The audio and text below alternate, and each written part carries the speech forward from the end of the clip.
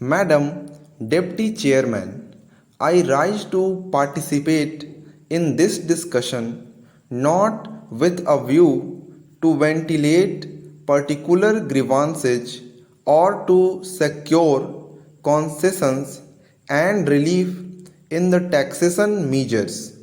I am one of those who believe that there is no justification for additional taxation unless the conditions laid down by the Taxation Inquiry Commission are complied with.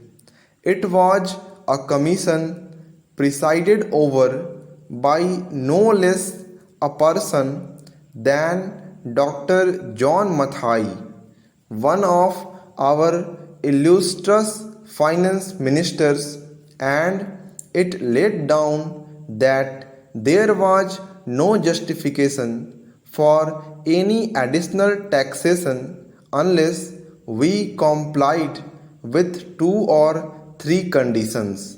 Para 1 condition was that whatever tax was realized was being properly spent, that there was no wastage or superfluous expenditure being incurred.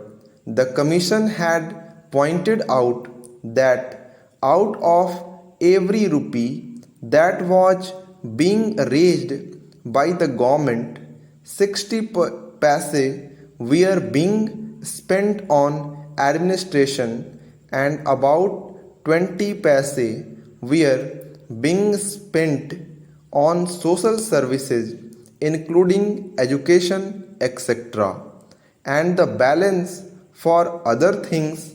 Another was that whatever tax was being imposed should be realized before we brought out measures for fresh taxation. They also had suggested that there was sufficient room for economy in all the ministries and departments, and effective steps should be taken forthwith to enforce the maximum possible economy in government expenditure. Para. Now we have before us this audit report for 1961-62, which was presented to the Lok Sabha on the 6th June and which came to my hands last night, and I have not been able to study it.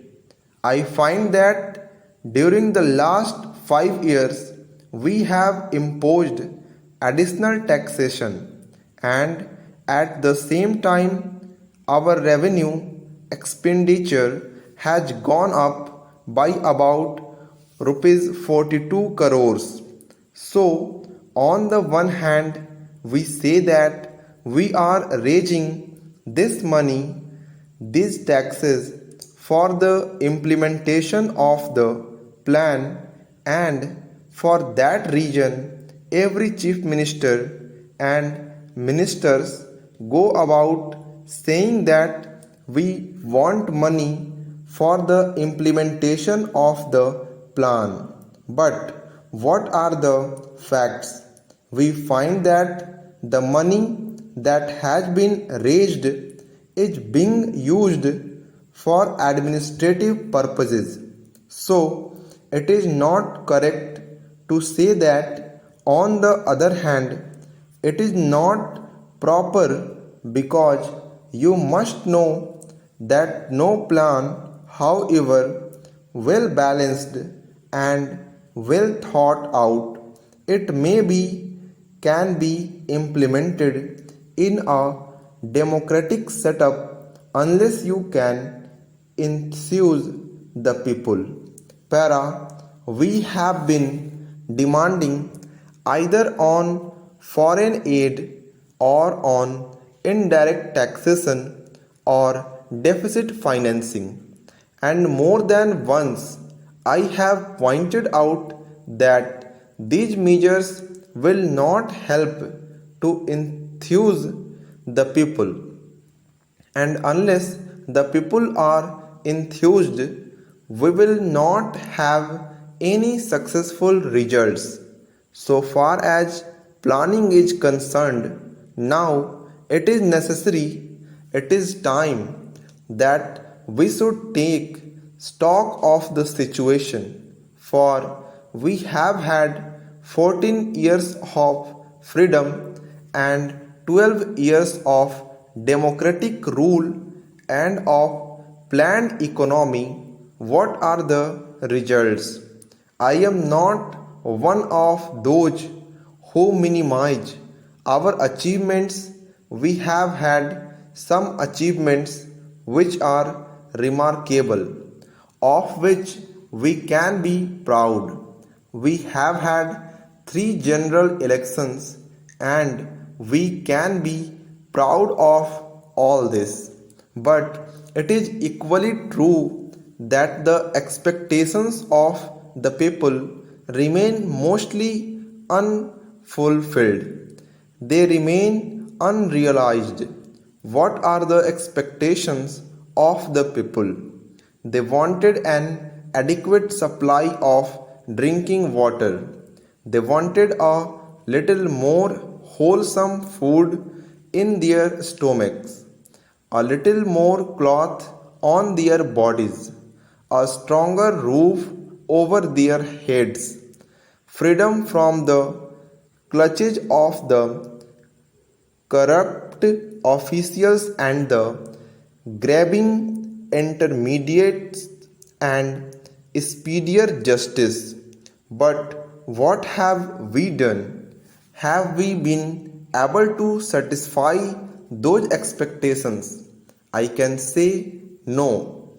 Even in the third 5-year plan, we find that all the villages have not been provided with adequate supply of drinking water. And as for food, only the other day the finance minister himself admitted in the other house that there was adulteration of foodstuffs all round. Not only that, a former health minister admitted in this house that it was difficult to get any article of food unadulterated. Then what is the use of talking about pure food articles and of other health facilities when the people are getting articles which are as good as poison? They are injurious to health. The other day, the finance minister is reported to have said that the taxation proposals did not affect the common man because he needed only coarse cloth and ordinary food.